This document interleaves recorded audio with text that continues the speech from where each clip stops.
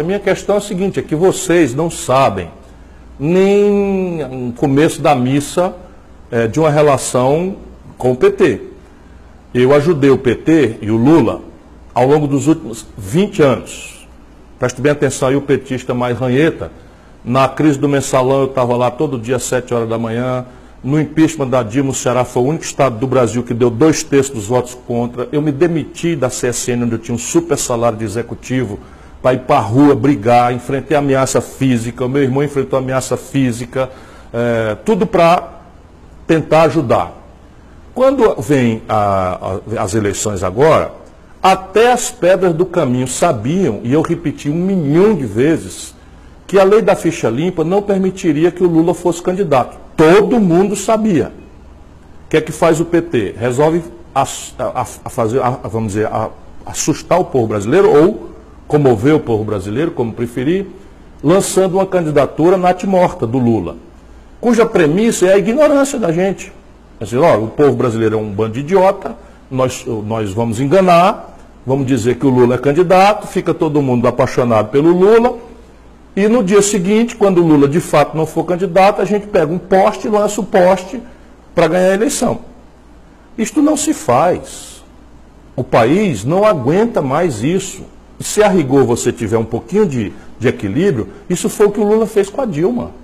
Ele não podia mais ser candidato, pegou uma candidata que, apesar de ser honrada, séria, não tinha nenhuma experiência, foi para o governo, desastrou o país. Ou alguém acha que essa crise começou com o Temer? Essa crise começou com a Dilma. A Dilma pegou o Brasil numa condição de 4% de desemprego e entregou com 14% de desemprego.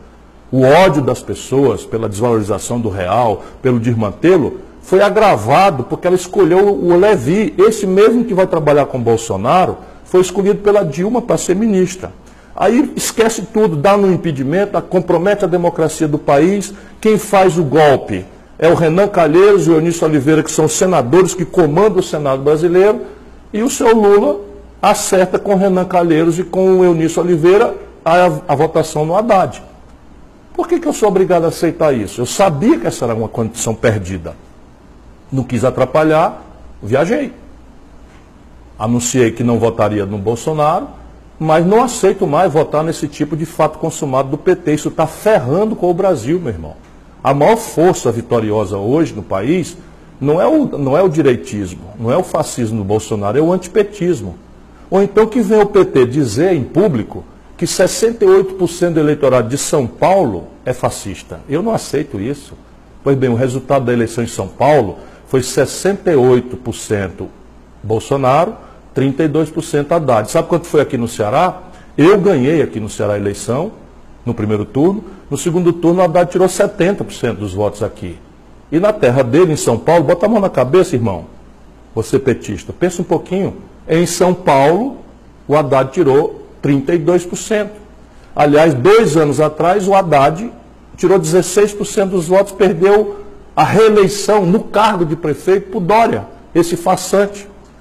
Nenhum país do mundo, nenhum partido político do planeta Terra escolheria uma pessoa que, a despeito, volto a dizer, de ser uma boa pessoa, com esse tipo de biografia, para liderar o país numa hora tão ameaçadora e crítica quanto essa. Mas, passei o primeiro turno inteiro denunciando o Bolsonaro. Agora, eu desafio um petista a mostrar uma frase de um petista graduado, ou muito menos do Haddad, no primeiro turno, contra o Bolsonaro. Essa é a questão. Então, repare bem, isso é o que está visto. Bastidor. PT meteu dinheiro na campanha, PT pagou fake news na internet, PT pagou grupo de agressão no WhatsApp. E sabe contra quem? Não foi contra o Bolsonaro, tudo contra mim. PT fez o diabo, chantageou o PCdoB para retirar a candidatura da Manuela, depois sumiu com a Manuela do PCdoB da campanha. PT sacrificou o Márcio Lacerda no Minas Gerais, sacrificou a Marília Reis em Pernambuco para obter do PSB uma neutralidade. Para quê? Para não me deixar com tempo para falar. Lula se acerta com Valdemar Costa Neto, sabe esse que está preso, ou agora em prisão domiciliar?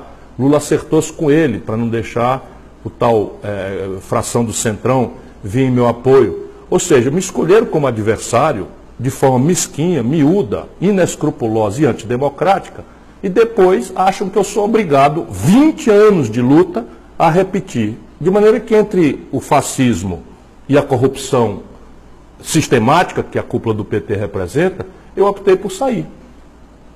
Disse que não votava no Bolsonaro, como de fato não votei, votei no Haddad, mas não quero mais fazer campanha com corrupto. Enquanto essa cúpula do PT estiver aí dando as cartas, não contem comigo.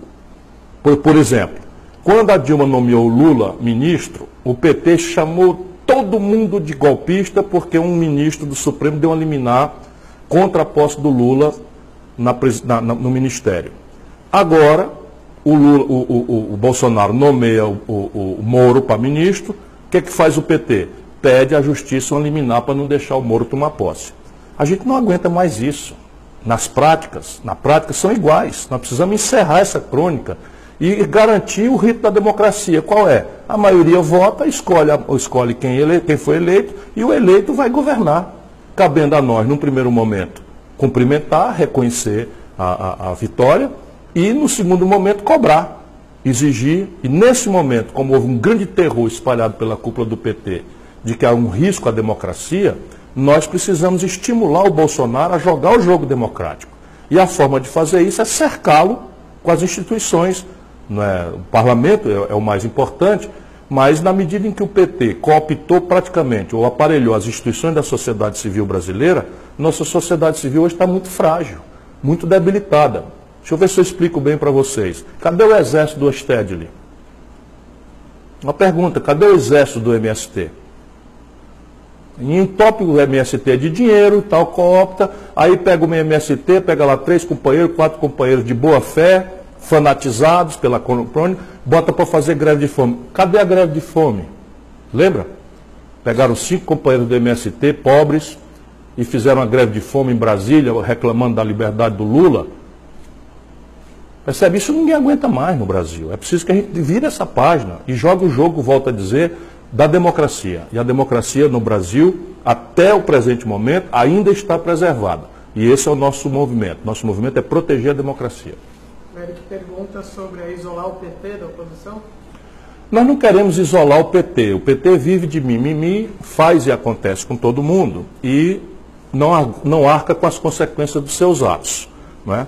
Todo mundo sabia que uma candidatura do Lula, fraudulenta como era, substituída por um candidato que não era conhecido pelo Brasil, elegeria o Bolsonaro.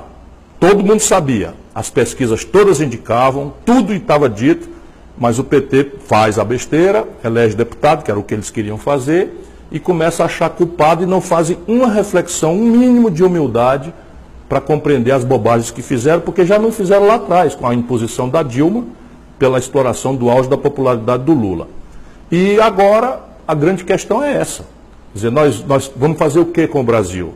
Esperar que a cúpula do PT vá toda semana a Curitiba, perguntar ao Lula o que é para fazer? Isso, o Brasil não aguenta isso. Nós não podemos ficar cultivando esse caudilismo sul-americano, tisnado de ladroeira para todo lado, e considerar o povo brasileiro culpado. Volto a dizer, alguém no PT assume que está dizendo que 70% do eleitorado do Rio de Janeiro é fascista?